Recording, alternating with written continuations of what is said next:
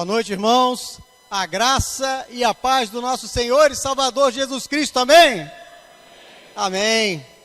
Vamos dar continuidade à série de mensagens Um Mês para Viver. Essa série de mensagens, já passaram 3 mensagens, essa é a 4ª mensagem, e semana que vem será a última mensagem com o pastor Cláudio Santana. Essa semana com o tema Esteja Pronto para Partir. Será que tem alguém pronto para partir? Eu acho assim um negócio muito difícil, né? Tem alguém que fala assim, não, eu estou pronto para partir, Jesus. Pode mandar um raio agora aqui, eu caio durinho. Eu acho que não tem ninguém que vai estar pronto 100% para partir. Mas nessa palavra de esteja pronto para partir, muito obrigado. Nós podemos partir corajosamente. Podemos partir corajosamente. Então vem aquela pergunta: se você tivesse apenas um mês para viver, o que você mudaria em sua vida? Faça uma reflexão aí agora. Se você tivesse apenas um mês para viver, o que você mudaria na sua vida?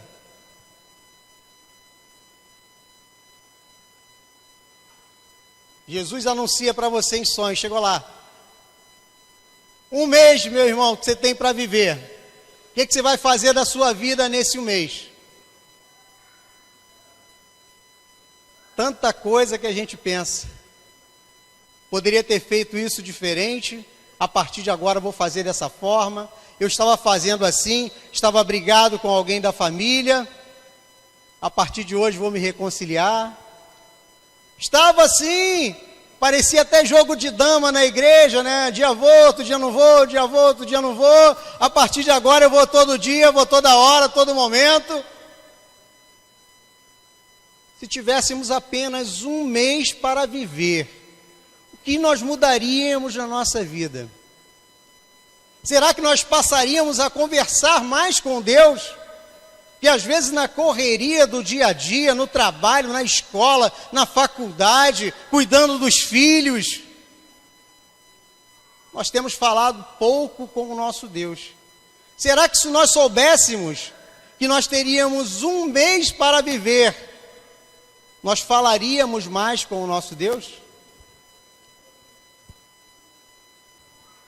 Em Salmo 90, no versículo 12, o salmista diz assim: faze com que saibamos como são poucos os dias da nossa vida, para que tenhamos um coração sábio. Sabe, às vezes nós não temos essa noção de como são poucos os dias da nossa vida. Eu me lembro, como se fosse ontem, posso dizer isso, quando eu tinha 14 anos, eu comecei a trabalhar lá na Tijuca. Eu me lembro exatamente de todos os meus colegas de trabalho. Eu me lembro do ônibus que eu pegava. Eu me lembro do motorista e do cobrador daquele ônibus, porque eu pegava aquele ônibus todo dia. Era o mesmo ônibus, com o mesmo cobrador, com o mesmo motorista. Eu me lembro das pessoas que sentavam perto de mim naquele ônibus, porque eram pessoas que iam trabalhar e sempre pegavam o ônibus no mesmo horário. Eu me lembro dos colegas de trabalho, pessoas que eu fiz amizade. E agora, quando eu olho para trás, estou com 44 anos, tudo isso já se passou há 30 anos atrás. 30 anos atrás. Quando nós pensamos nesse número redondo, 30 anos, parece um negócio tão distante, um negócio tão longe. Daqui a 30 anos é muito tempo. Mas não é. 30 anos passa assim. Você que é jovem aí, às vezes parece que levou 30 anos para você chegar nos 18, né? Caramba, 30 anos não chega nos 18 nunca. Meu Deus do céu, eu quero ter 18 logo para ser independente. E nunca chega nos 18. Mas depois que chegar nos 18, vai ser assim, ó. Você vai querer voltar para os 18 e já era, já passou, já foi. Então são poucos os dias da nossa vida.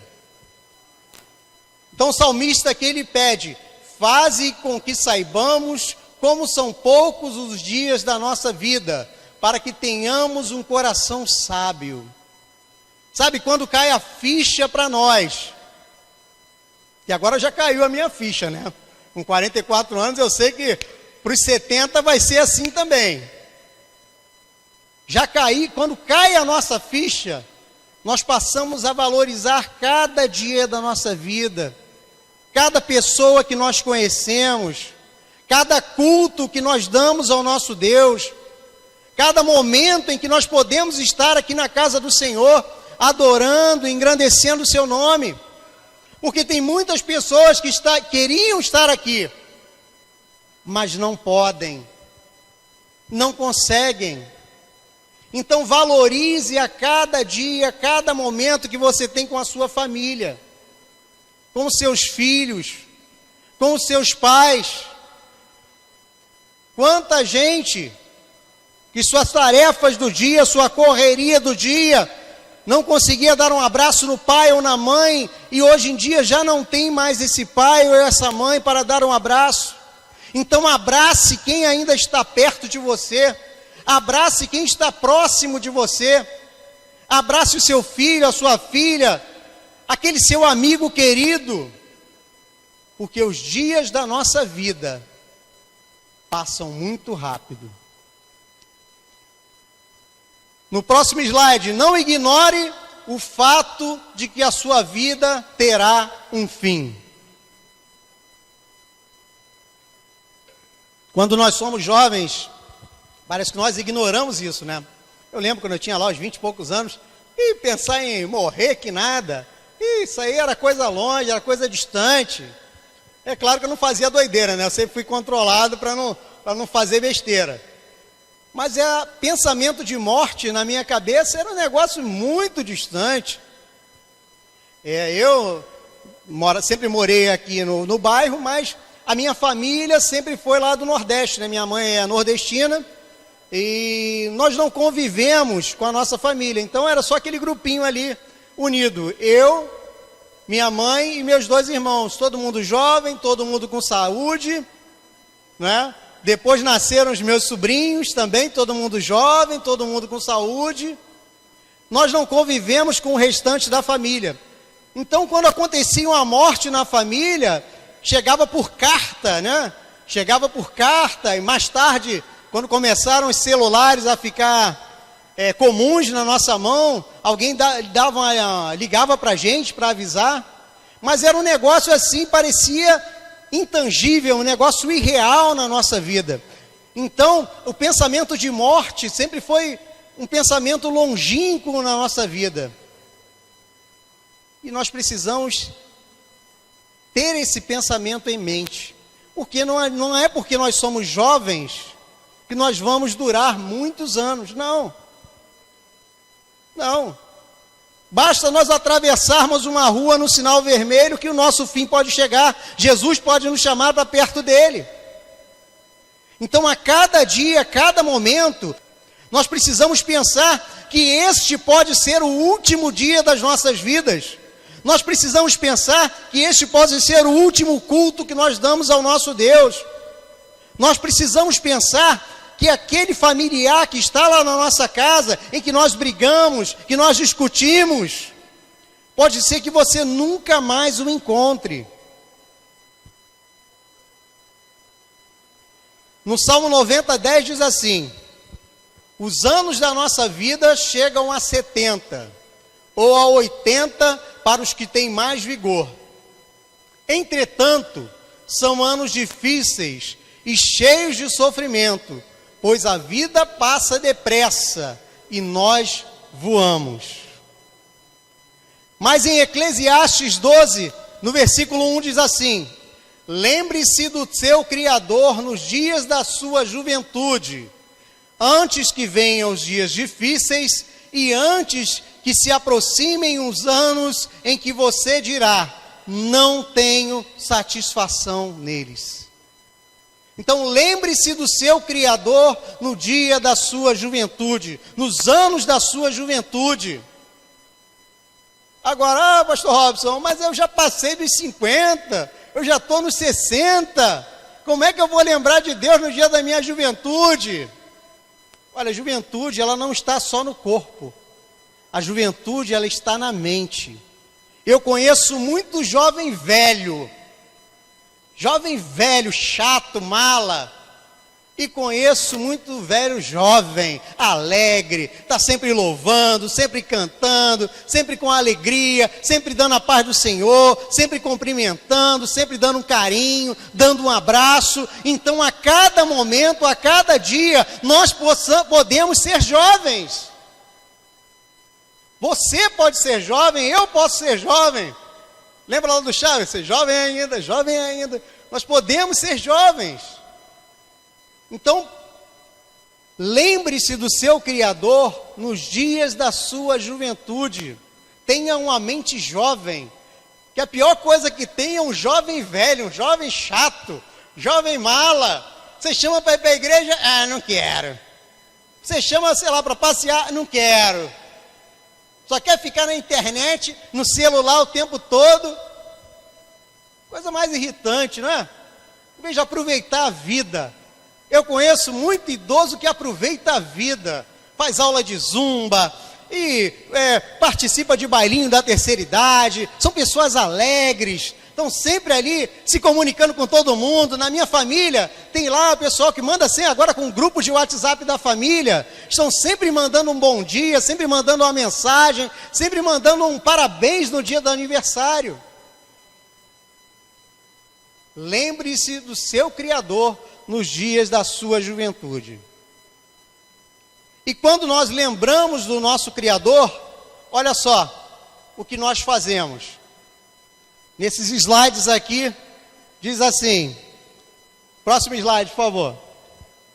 Quando nós lembramos do nosso Criador, nós adoramos ao Senhor. Nós vivemos em comunhão. Nós crescemos espiritualmente.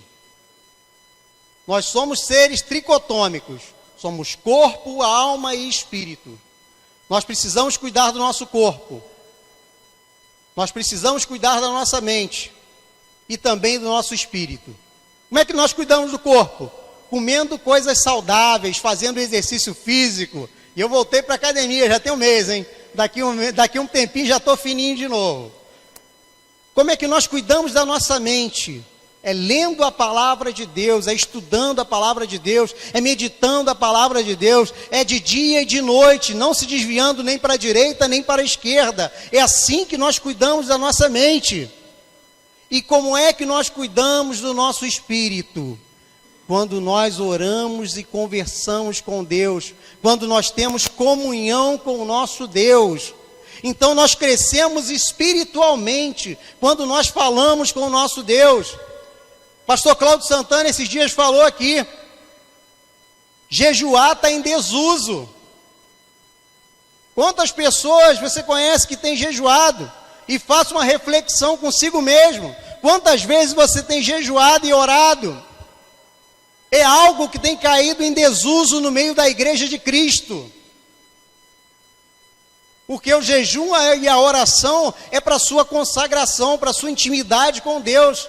Então nós temos que gerar esse hábito de estar orando e jejuando, orando e jejuando. E às vezes a pessoa fala assim, eu não tenho tempo de orar. Mas quando você está no ônibus, você pode orar. Não precisa fechar o olho lá, levantar a mão, ficar de joelho, não. Você só orar é o quê? É falar com Deus. Então você caminhando na rua, você está falando com Deus. Quantas vezes eu estou andando na rua e estou falando com Deus? Pedindo livramento, pedindo direção a Deus. Para nós orarmos, para falarmos com o nosso Deus, não precisa de um ritual, não é? Quando se fala em oração, todo mundo pensa joelho no chão, cabeça dobrada, para poder falar com Deus. Mas não. A oração pode ser em qualquer lugar e em qualquer momento.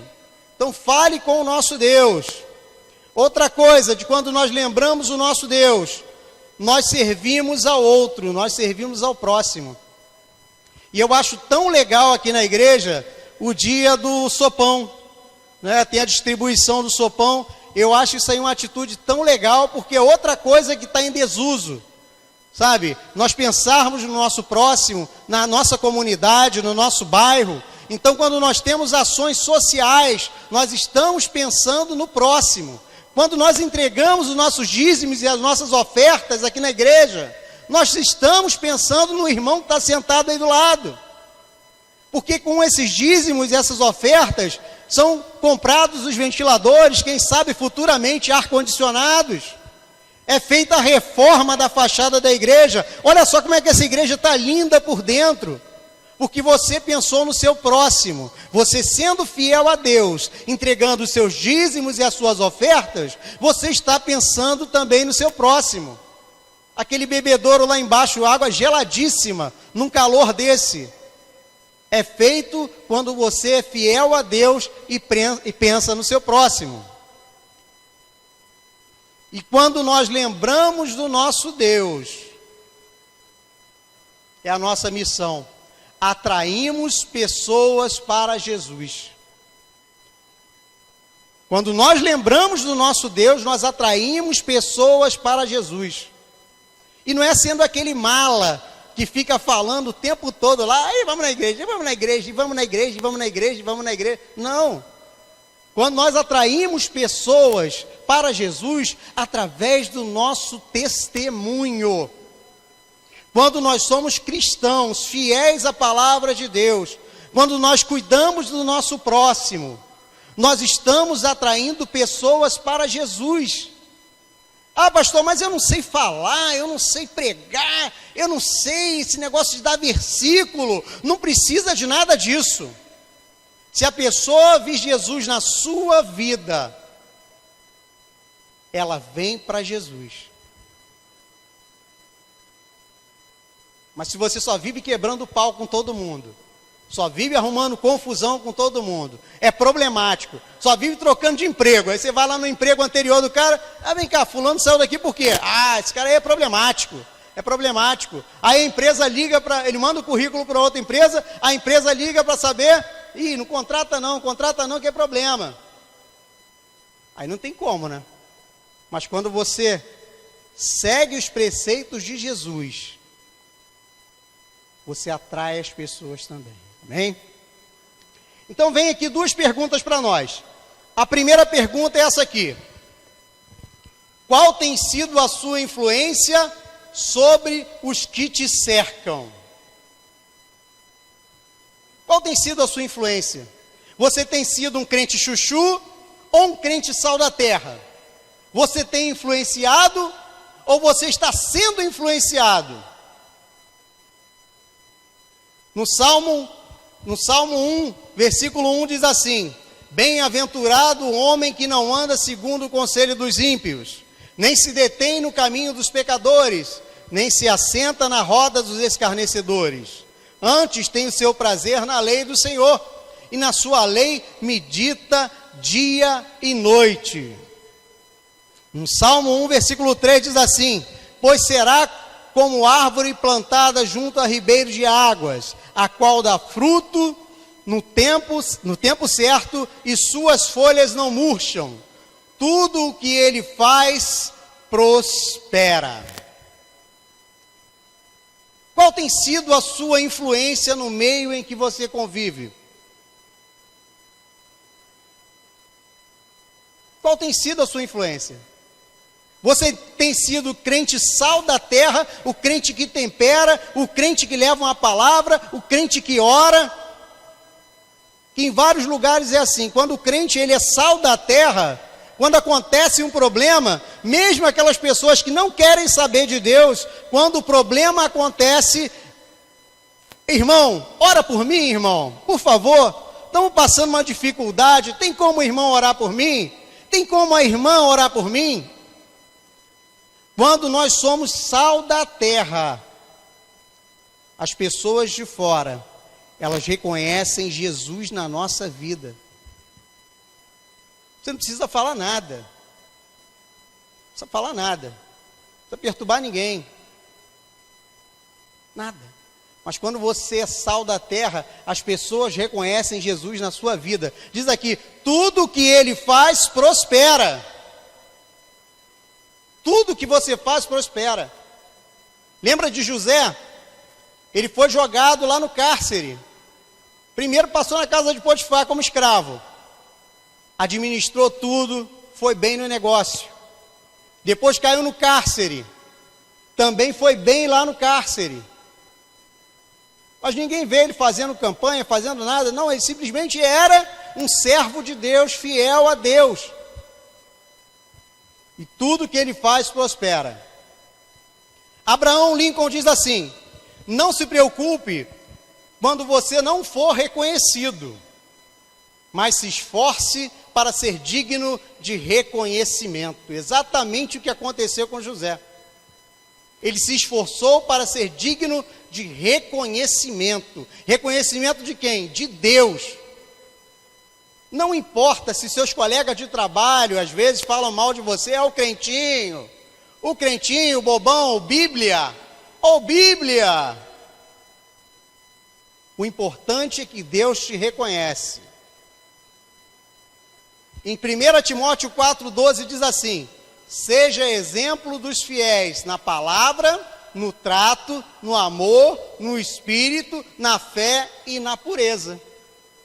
Simplesmente diz assim, simplesmente isso. Seja exemplo dos fiéis na palavra, no trato, no amor, no espírito, na fé e na pureza. Você fazendo isso aqui, não precisa se preocupar com nada. Deus, ele será assim visto na sua vida. A criação de milhares de florestas depende apenas de uma semente. Uma pessoa, você. Somente você. Você faz a diferença. A gente pensa que não, né? A gente pensa que não, mas só eu? Eu? Que diferença eu vou fazer? Eu sou uma pessoa só. Quantas igrejas nós conhecemos por aí que começaram com uma só pessoa? Davi era uma pessoa. José era uma pessoa. Ah, mas aí era Davi, né, pastor? Pera aí. Você não quer me comparar com Davi, não quer me comparar com José. Ah, também não dá. Meus irmãos, o Espírito Santo habita em nós. Olha a diferença. Nós temos o Espírito Santo dentro de nós. Hoje em dia nós temos a Bíblia completa nas nossas mãos. Davi não tinha Bíblia completa, José não tinha Bíblia completa, mas nós temos o Espírito Santo que habita em cada um de nós. Nós somos templo do Espírito Santo, nós temos a revelação completa de Deus, que é a palavra de Deus. Então cada um de nós vale muito para o nosso Deus.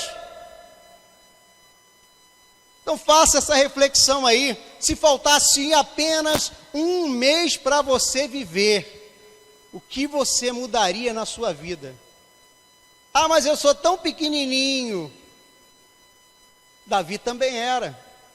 Montão de Galalau lá, irmão dele, tudo grandão, fortão. Davi era o pequenininho que estava lá no pasto. E Deus usou Davi, assim como usa cada um de nós, amém? E a segunda pergunta: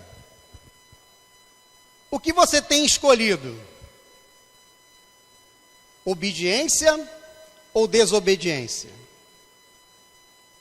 Em Isaías 1:19 diz assim: se vocês estiverem dispostos a obedecer, comerão os melhores frutos desta terra.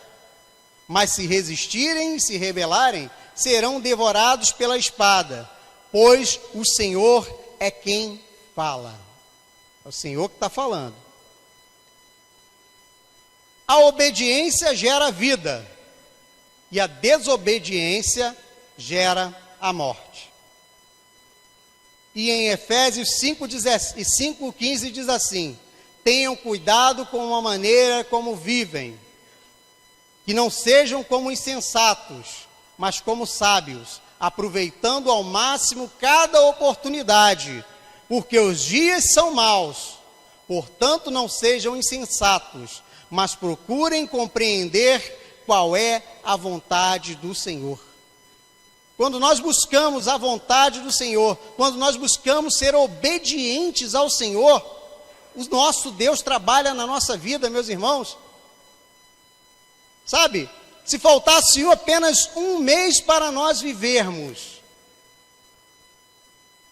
nós precisamos escolher entre a obediência e a desobediência. Ah, pastor, mas eu sou obediente a Deus, eu sigo os preceitos de Deus, eu faço tudo que Deus manda.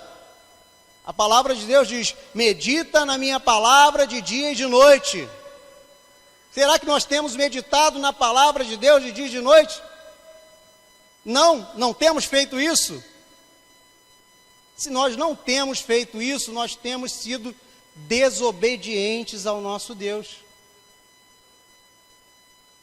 Então, a partir de hoje, meu irmão, eu também, todos nós, precisamos meditar na palavra dia e noite, falar com Deus dia e noite, orar dia e noite, amar dia e noite, como foram as outras mensagens, aprender dia e noite, porque o tempo é curto. Existem milhares de coisas que podemos fazer na vida, mas apenas algumas Deus nos chamou para fazer. Existem milhares de coisas que podemos fazer na vida, mas apenas algumas Deus nos chamou para fazer. Sabe, você podia estar fazendo qualquer outra coisa agora. Você podia estar em qualquer lugar nesse momento. Você podia estar em casa. Você podia estar lá assistindo lá o futebol. Você podia estar passeando com a sua família. Você podia estar fazendo qualquer outra coisa. Mas você está aqui porque o nosso Deus te separou para estar aqui. O nosso Deus, Ele te separou para ouvir a palavra de Deus. O nosso Deus te separou para que você seja um discípulo amado. O nosso Deus te separou para que você leve a palavra de Deus, para que você multiplique o Evangelho, leve as boas novas de Jesus. É por isso que você está aqui nessa noite, é por isso que você se interessa em louvar e engrandecer o nome de Deus, porque o Espírito Santo está dentro de você, e é o Espírito Santo que convence o homem do pecado, da justiça e do juízo. Poderíamos estar fazendo outras coisas, mas se nós estamos aqui na casa de Deus para ouvir a palavra dele, para cultuar o seu nome, porque a nossa finalidade de estarmos aqui reunidos enquanto igreja de Cristo é cultuar o nome do nosso Deus. Essa é a nossa principal finalidade. É por isso que se chama culto ao nosso Deus, porque nós estamos aqui cultuando a Ele em nome de Jesus. Amém? Então fica uma pergunta, meus irmãos. Eu volto lá naquela primeira pergunta. Deixa eu voltar aqui. Se você tivesse apenas um mês para viver, o que você faria da sua vida? Vá para casa hoje, fale com Deus, converse com o nosso Deus. Fala: Senhor, o que eu posso fazer da minha vida? Qual é o meu ministério? Sabe, às vezes é tão difícil nós reconhecermos e sabermos qual é o nosso ministério, o que nós temos que fazer na casa de Deus. Sabe, a seara é grande, mas são poucos aqueles que trabalham. Então chega em casa hoje, coloca a sua cabeça no travesseiro, fala com Deus: Senhor, me diz, o que eu posso fazer na sua casa? O que eu posso fazer na sua obra? O que eu posso fazer na sua igreja? E como aqui o pastor Cláudio Santana sempre diz, a igreja tem uma visão do reino. Não só o que você pode fazer aqui na igreja, mas o que você pode fazer para levar o Evangelho de Cristo, as boas novas do Senhor. Sabe, é uma reflexão que às vezes eu faço. Quando a gente pensa assim, caramba, mas tem muita igreja hoje em dia, né? Tem igreja para chuchu. Mas aí no momento seguinte eu já penso assim, mas peraí, tem igreja para chuchu, tem muita igreja? Mas a maioria das pessoas que eu conheço são cristãs? A maioria das pessoas que você conhece é cristã? Não são. Então isso quer dizer que ainda não tem muita igreja, não tem muita gente falando da palavra do Senhor, ainda não tem muita gente levando o evangelho de Cristo, ainda não tem muita gente falando sobre salvação, ainda não tem muita gente falando sobre transformação de vida. Então aproveite a sua vida, meu irmão, minha irmã, aproveite esses momentos que o Senhor tem te dado, aproveite cada dia que o Senhor tem te dado, para que você leve essa palavra. E quando nós chegarmos lá em cima, cara a cara com o nosso Deus, Ele vai olhar para cada um de nós, vai nos chamar de servos queridos, porque nós fizemos aquilo que foi determinado pelo nosso Deus, e a ordenança do Senhor, o ide de Deus. Então, meus irmãos, nesse momento, curva sua cabeça, vamos orar, vamos agradecer ao nosso Deus. Senhor, nosso Deus e nosso Pai, nessa noite em que o Senhor tem falado aos nossos corações, nessa noite em que o Senhor nos traz a uma reflexão sobre nós mesmos, em que o Senhor nos traz uma reflexão sobre a Tua igreja, sobre a Tua obra, sobre o Teu reino, Senhor, em que nós percebemos que a nossa vida passa rapidamente, que a nossa vida, Senhor, poderá durar muitos anos, mas também poderá se acabar em um mês. Quem sabe se em um mês, segundo a mensagem, nós não estaremos frente a frente com o Senhor. Ó Pai, e naquele momento de alegria em que nós estivermos na Tua frente, recebendo a Tua coroa, nós estaremos felizes, porque cumprimos o Teu ide, porque levamos o Teu evangelho, porque falamos da Tua salvação, porque sabemos, Senhor, que temos feito aquilo que o Senhor espera de nós.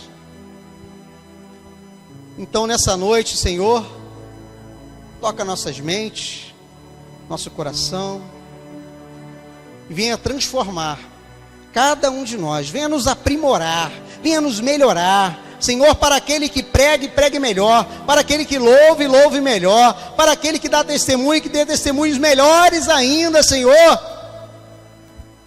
Venha capacitar cada um dos Teus filhos, esse irmão, essa irmã, que acha que é incapaz, que o Senhor venha capacitá-lo, venha tirar o medo do coração, venha tirar o temor, e venha colocar a alegria, venha colocar, Senhor, um espírito de ousadia, para que quando a Tua palavra, ela seja falada, e nós sabemos que a Sua palavra não volta vazia, quando a Sua palavra seja pregada, ela traga de volta filhos Teus, ovelhas perdidas da casa de Israel. Então, Senhor, nessa noite, nós te pedimos e te agradecemos por tudo que o Senhor tem feito, por tudo que o Senhor fez e por tudo que o Senhor fará em nossas vidas. Te agradecemos em nome de Jesus. Amém. E graças a Deus.